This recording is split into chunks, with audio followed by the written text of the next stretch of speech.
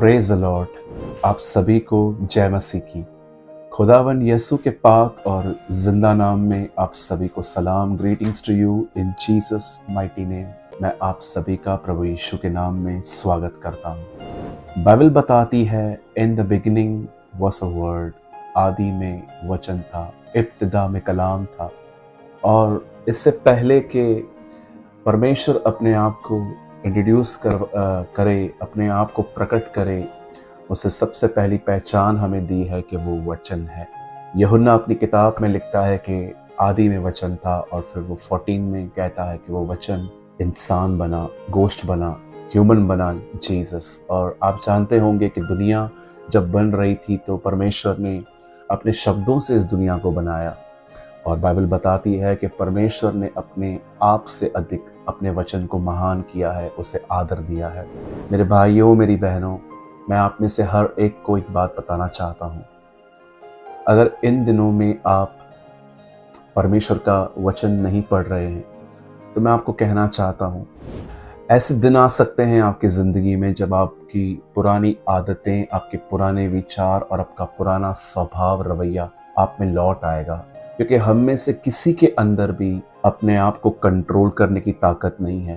पौल कहता है, जो मैं नहीं करना चाहता मुझसे वही हो रहा है, और जो मैं करना चाहता हूँ वो मुझसे हो नहीं रहा है। हमारी भी परिस्थितियाँ कई बार ऐसी होती हैं। मैं आप में से हर एक को कहना चाहता हूँ, इस पूरी सृष्टि को खुदा अपने कलाम से संभाले है, और वो हमें भी, अगर हम उसके वचन को अपने अंदर रखें तो वो हमें संभाल सकता है। इसीलिए मैं आप में से हर एक को कहना चाहता हूँ, हर दिन अपना कुछ समय परमेश्वर के साथ बिताएं, वचन को पढ़ें, प्रेयर करें, समटाइम्स उपवास कीजिए और उसकी आराधना कीजिए। इस तरह से उसमें ग्रो करिए, क्योंकि बहुत कठिन समय आने वाला है। क्योंकि आप देख रहे हैं इन दिनों में अजीब अजीब बातें हो रही हैं। बहुत सारे विश्वासी भाई बहन ठंडे पड़ रहे हैं, बहुत सारे लोग बैकस्लाइड भी हो रहे हैं। यीशु ने कहा कि हमें एक ऐसी ज़िंदगी जीनी है ताकि हम उसके सामने खड़े होने के योग्य बन पाएं। सो मैं आप में से हर एक को आज उत्साहित करता हूँ, इस वचन से पहले अधिक से अधिक प्रभु के वचन पर ध्यान दीजिए। आज मैं एक लोगों के द्वारा पूछे गए एक सवाल का उत्तर देना चाहता हूँ। बहुत सारे लोग जो आजकल उनकी एक शिकायत है कि हम वचन पढ़ते हैं, हम चर्च भी जाते हैं, लेकिन वचन हमें याद नहीं पड़ता। मैं भी ऐसे कई सारे लोगों से मिला हूँ जिन्होंने मीटिंग तो सुन ली, लेकिन कुछ घंटों के बाद अगर मैं उनसे पूछूं कि आपने क्या सुना, तो उनको याद नहीं होता। मैं आपको बताना चाहता हूँ कि ये क्यों हो रहा है हमारे साथ।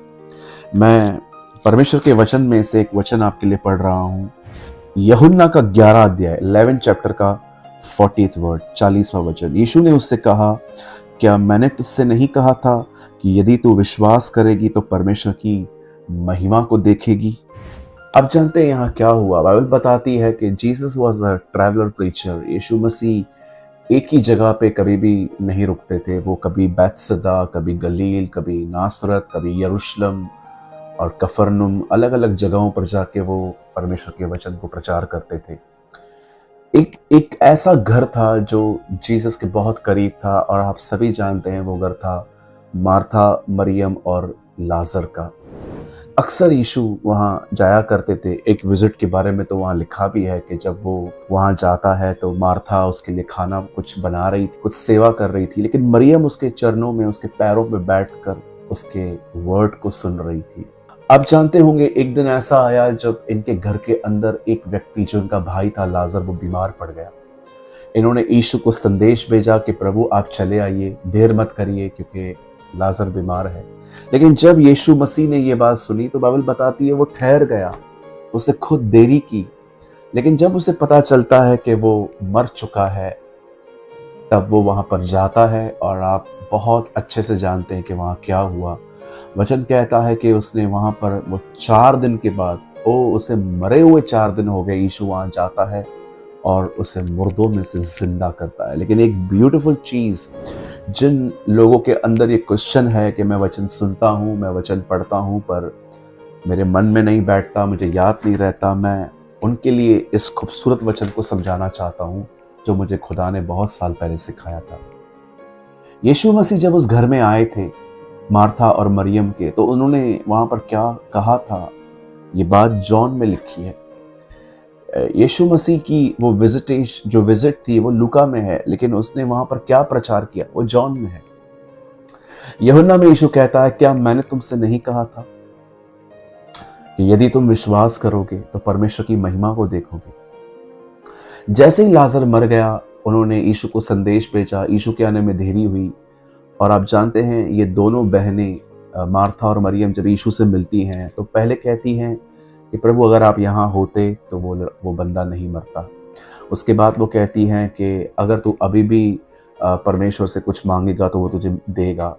उसके बाद वो कहती हैं कि हम जानते हैं कि पुनरुत्थान के दिन लाजर फिर से जी उठेगा। आप जानते हो इन सब के बीच में यीशु उन्हें एक बात कहता है, क्या मैंने तुझसे नहीं कहा था यदि तू विश्वास करेगी तो परमेश्वर की महिमा को देखेगी। क्या आप इस अध्याय, इस चैप्टर के अंदर क्या ये देख पा रहे हैं? जीसस की कही हुई बात दब गई और सारे हालात उनके ऊपर भारी हो गए, हैवी हो गए। उन्होंने ओवरकम कर दिया। द बाइबल सेज कि कई बार हम लोग वचन सुन लेते हैं, लेकिन कुछ तरह की ज़मीनें हैं हमारे अंदर, जैसे कि किसी के पास पथरीली ज़मीन है, किसी के पास झाड़ियाँ हैं, और कोई तो मार्ग के किनारे गिर जाते हैं, लेकिन कुछ बीज अच्छी भूमि पर गिरते हैं। याद रखिए, आप एक ज़मीन हैं और परमेश्वर का वचन एक बीज है। परमेश्वर आपसे ये उम्मीद नहीं करता है कि आप अच्छे बीज बनो, लेकिन वो आपसे उम्मीद करता है कि आप एक अच्छी ज़मीन बनो जिसमें वो अपने बीजों को बो सके।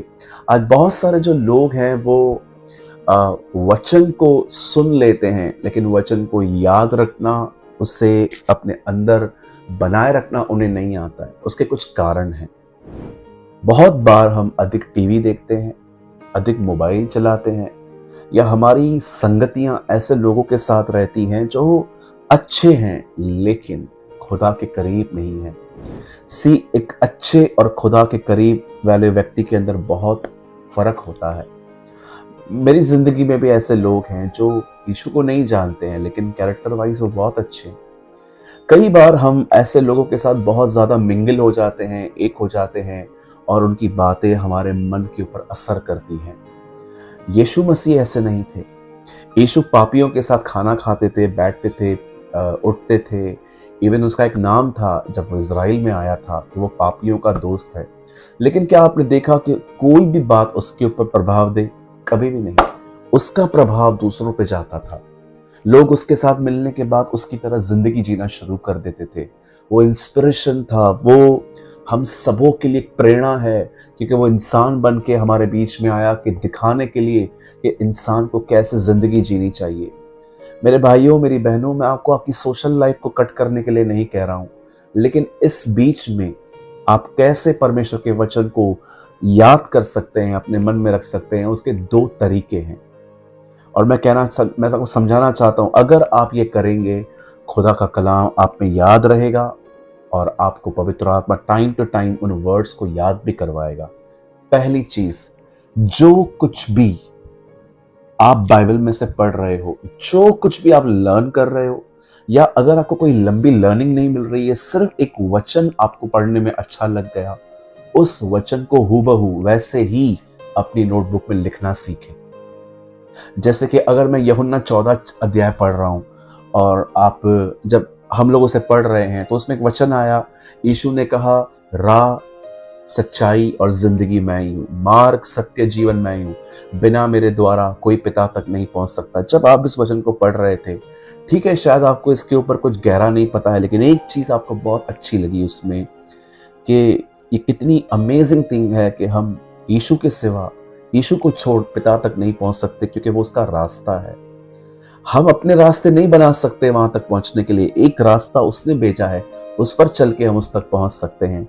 जब आप इस वचन को पढ़ रहे थे तब ये वचन आपको इतना अच्छा लगा कि आपने उसे डेट के साथ अपनी नोटबुक में लिख दिया कि आज के दिन मैंने इसे पढ़ा, और आपने उसे नंबर के साथ लिख दिया। अब लिखने के बाद अगर आप अपनी नोटबुक बंद कर रहे हैं, मैं आपसे कहना चाहता हूं, अब उसी वचन को अपने मुंह से कहिए।